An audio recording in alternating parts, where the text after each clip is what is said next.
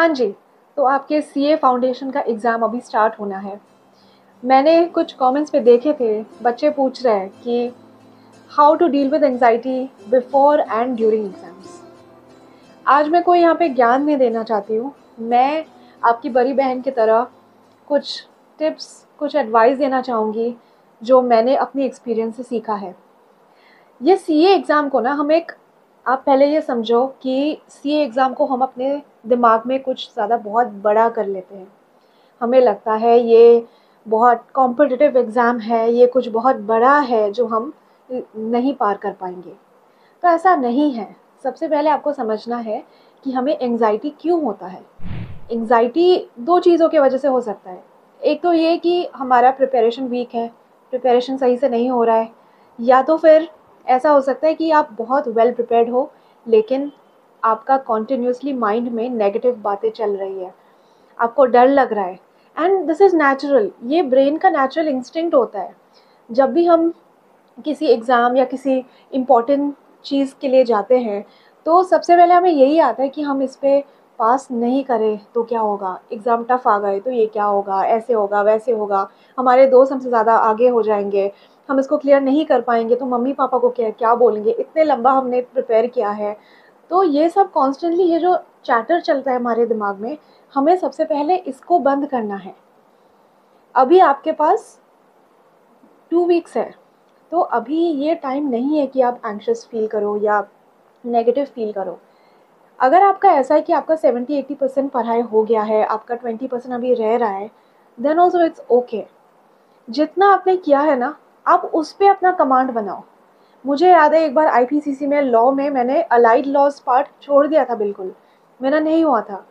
लेकिन जो company law पढ़ के गई थी, वो मैंने अच्छे से करके गई थी और मुझे एग्जामेशन भी आया। तो कई बार ऐसा होता है कि कुछ चीज़ें अगर छूट भी जाता है ना, तो समटाइम्स इट्स एन एडवांटेज। मैं ये नहीं कह रही हूँ कि आप बिना पढ़े जाए या 100% कंप्लीट ना करें, पर अगर आपका 100% कंप्लीट नहीं हो रहा है ना, even that is a positive thing.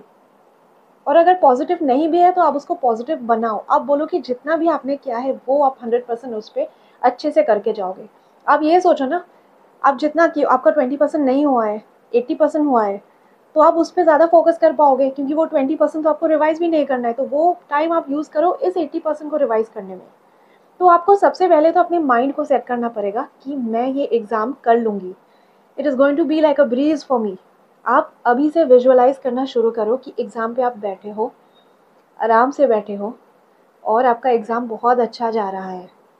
अगर कुछ आपको नहीं आ रहा है, आप पैनिक मत करो। वहाँ पे आपको जाके सिर्फ 50% स्कोर करना है, और ये आपका सिर्फ फर्स्ट स्टेप है। इसको आप बहुत आराम से निकाल लोगे। इसके आगे तो आपको बहुत आगे जाना है।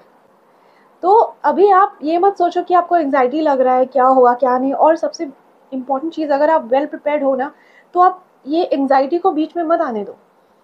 आप खुद पे भरोसा करो। आपने जितना किया है, आपने बहुत अच्छा किया है, बहुत मेहनत की है। भगवान आपके साथ ज़रूर देंगे, लेकिन पहले आपको अपने आप पे विश्वास रखनी पड़ेगी। तो सबसे पहले तो आप तब तक अपना विजुअलाइजेशन पक्का कीप करो। आप सोचो कि आपका एग्ज़ाम बहुत अच्छा जाएगा, और आप खुद पे भरोसा करो, और ये जो नेगेटिव चैटर है इसको बंद करो। आप उसके ऑपोजिट बोलो। ये मत सोचो what if something goes wrong, ये सोचो what if something goes right. What if आप एग्ज़ाम बहुत अच्छा कराओ। कई बार क्या होता है, हम इतना वेल प्रिपेयर्ड होते हैं, लेकिन हमारी एंग्जाइटी और डर की वजह से हम एग्ज़ाम ख़राब कराते हैं, तो उसमें तो आपको रिग्रेट होगी, और ये हमें नहीं करना है। तो ये चीज़ आपको एग्ज़ाम से पहले करना है। अब एग्ज़ाम वाले डे या ड्यूरिंग द एग्ज़ाम आप एंग्जाइटी को कैसे कम रखोगे? देखो, एग्ज़ामिनर पेपर ऐसे सेट करता है कि आप डर जाओ, वहाँ पे जाके आप पैनिक कर जाओ और आप हार जाओ। कॉम्पिटिटिव एग्ज़ाम का यही मतलब होता है कि आप नॉट ओनली कि आप कितना प्रिपेयर करके आ रहे हो, बट आप कैसे एग्ज़ाम के साथ डील कर रहे हो। तो जैसे ही आपको कोई टफ क्वेश्चन दिखे, आप उसको स्किप कर दो। बहुत लोग जो वहाँ पे अटके रहेंगे, आप वो ना करके उसके आगे बढ़ो। जो जो आपको अच्छे से आता है वो आप करो। अभी फाउंडेशन में नेगेटिव मार्किंग होता है, तो जिसके बारे में आप श्योर नहीं हो उसका तुक्का मत लगाओ।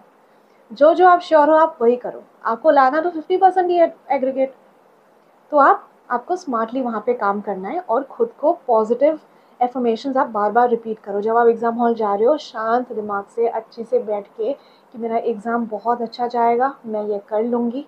एग्ज़ाम में बैठो, आपका एग्ज़ाम बहुत अच्छा होगा। एग्ज़ाम के दौरान भी हमें ये याद रखना है कि कुछ क्वेश्चंस टफ आएंगे, क्वेश्चन 1 कभी-कभी टफ आ जाता है, आपको उसके ऊपर बैठना है, एग्ज़ाम को आपके ऊपर नहीं बैठने देना। और सीए का एग्ज़ाम को इतना पहाड़ मत बनाइए, ये बस एक एग्ज़ाम है जिसमें आपको पढ़ के जाना है। आप सब वेल प्रिपेयर्ड हो एंड मैं आशा करती हूँ कि आप सभी के एग्ज़ाम बहुत अच्छा आए। और अपने माइंडसेट पे काम कीजिए। एग्ज़ाम वही क्लियर करता है जो वहाँ पे जाके काम रहता है। मेडिटेशन कीजिए, आपका आपका जो भी हॉबीज़ है आप वो कीजिए। सबसे इम्पोर्टेंट है कि आप खुश होकर एग्ज़ाम जाइए। आप खुश होकर एग्ज़ाम लिखिए ना, फिर देखिए आपका रिज़ल्ट कैसे आता है। और बाकी के टेंशन आप छोड़ दीजिए कि कोई कौन क्या बोलेगा क्या नहीं। ये आपका एग्ज़ाम है, ये एक एग्ज़ाम है, आपको लिख के आना है, आपको अच्छे से करना है और अच्छे से करने के लिए आपको पॉजिटिव माइंडसेट के साथ जाना है और अच्छे माइंड से एग्ज़ाम देने चाहिए। I wish you all the best और आप बहुत अच्छा करोगे। Believe in your self, you will come out with flying colours.